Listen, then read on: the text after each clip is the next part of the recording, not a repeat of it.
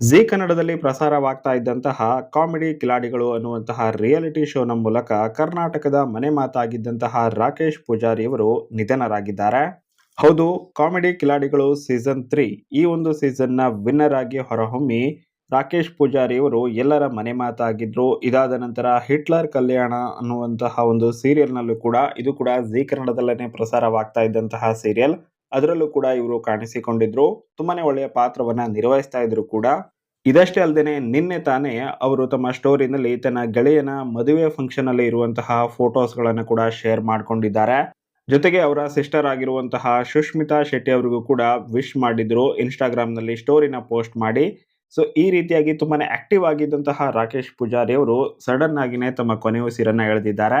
ಬನ್ನಿ ಹಾಗಾದ್ರೆ ಅಷ್ಟಕ್ಕೂ ಏನಾಯ್ತು, ಯಾವ ಕಾರಣದಿಂದಾಗಿ ರಾಕೇಶ್ ಪೂಜಾರಿ ಅವರು ಇಹಲೋಕವನ್ನ ತ್ಯಜಿಸಬೇಕಾಗಿ ಬಂತು, ಇದೆಲ್ಲದರ ಬಗ್ಗೆ ಮಾಹಿತಿನ ತಿಳಿಸ್ಕೊಡ್ತೀನಿ. ಅದಕ್ಕೂ ಮೊದಲು ಚಾನಲ್ ಅನ್ನ ಸಬ್ಸ್ಕ್ರೈಬ್ ಮಾಡಿ ಇಟ್ಕೊಂಡಿರಿ.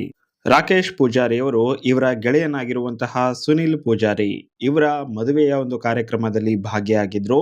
ಮೆಹಂದಿ ಫಂಕ್ಷನ್ ಆಗಿರಬಹುದು, ಹಾಗೇನೆ ಮದುವೆಯ ಕಾರ್ಯಕ್ರಮದಲ್ಲಿ ಸಖತ್ ಆಕ್ಟಿವ್ ಆಗಿನೇ ಇದ್ದಂತಹ ರಾಕೇಶ್ ಪೂಜಾರಿ ಅವರು ಇದೇ ಸಮಯದಲ್ಲಿ ತಲೆ ಸುತ್ತು ಬಂದು ಬಿದ್ದಿದ್ದಾರೆ ಅಥವಾ ಪ್ರಜ್ಞೆಯನ್ನ ತಪ್ಪಿದ್ದಾರೆ ಅನ್ನುವಂತಹ ಮಾಹಿತಿ ಸಿಗ್ತಾ ಇದೆ.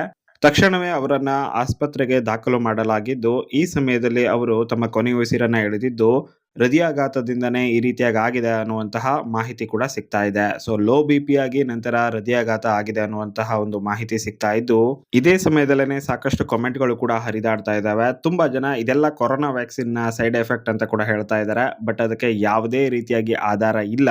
ರಾಕೇಶ್ ಪೂಜಾರಿ ಅವರು ಇಹಲೋಕವನ್ನ ತ್ಯಜಿಸಲು ಕಾರಣ ಲೋ ಬಿಪಿ ಆಗಿರೋದು, ಹಾಗೇನೆ ಅವರಿಗೆ ಹಾರ್ಟ್ ಅಟ್ಯಾಕ್ ಆಗಿರೋದು ನಿಜವಾದ ರೀಸನ್ ಆಗಿರುವಂತದ್ದು. ಹಾಗೇನೆ ಇಹಲೋಕವನ್ನ ತ್ಯಜಿಸಿರುವಂತಹ ರಾಕೇಶ್ ಪೂಜಾರಿ ಅವರ ಅಂತಿಮ ದರ್ಶನಕ್ಕೆ ಹೂಡೆಯ ಕೆನರಾ ಬ್ಯಾಂಕ್ ಹತ್ತಿರದ ಮೈದಾನ ಹೊಂದಿದೆ. ಸೊ ಈ ಒಂದು ಮೈದಾನದಲ್ಲಿ ಮಧ್ಯಾಹ್ನ 2 ಗಂಟೆಯ ತನಕ ಕೂಡ ಅವಕಾಶವನ್ನ ಕಲ್ಪಿಸಿಕೊಡಲಾಗಿದ್ದು, ಇವರ ಆತ್ಮಕ್ಕೆ ಶಾಂತಿ ಸಿಗಲಿ ಅಂತ ಹೇಳಿ ನಾವೆಲ್ಲರೂ ಕೂಡ ಪ್ರಾರ್ಥಿಸೋಣ. ಜೊತೆಗೆ ರಾಕೇಶ್ ಪೂಜಾರಿ ಅವರ ನಿಧನದ ಬಗ್ಗೆ ಸಾಕಷ್ಟು ಊಹಾಪೋಹಗಳು, ಹಾಗೇನೆ ಕೊರೋನಾ ವ್ಯಾಕ್ಸಿನ್ ನ ಬಗ್ಗೆ ಹಾಗೆ ಹೀಗೆ ಅಂತ ಹೇಳಿ ಸಾಕಷ್ಟು ಸುದ್ದಿಗಳು ಹರಿದಾಡ್ತಾ ಇದಾವೆ. ಕೊರೋನಾ ಸಮಯದಲ್ಲಿ ವ್ಯಾಕ್ಸಿನ್ ಅನ್ನ ತಗೊಂಡಿರೋದಕ್ಕೂ ಹಾಗೇನೆ ಇತ್ತೀಚೆಗೆ ಸಾಕಷ್ಟು ಹಾರ್ಟ್ ಅಟ್ಯಾಕ್ ನ ಕೇಸ್ಗಳು ಆಗ್ತಾ ಇರೋದ್ರಿಂದ ತುಂಬಾ ಜನ ಈ ರೀತಿಯಾಗಿ ಕಲ್ಪಿಸ್ಕೊಳ್ತಾ ಇದ್ದಾರೆ. ಸೊ ಅದೇನೋ ಅಂತಾರಲ್ವಾ, ಕಾಗೆ ಕೂರೋದಕ್ಕೂ ಕೊಂಬೆ ಮುರಿಯೋದಕ್ಕೂ ಸರಿ ಹೋಯ್ತು ಅಂತ ಹೇಳಿ. ಸೊ ಆ ರೀತಿಯಾಗಿ ಆಗ್ತಾ ಇದೆ ಅಷ್ಟೇನೆ.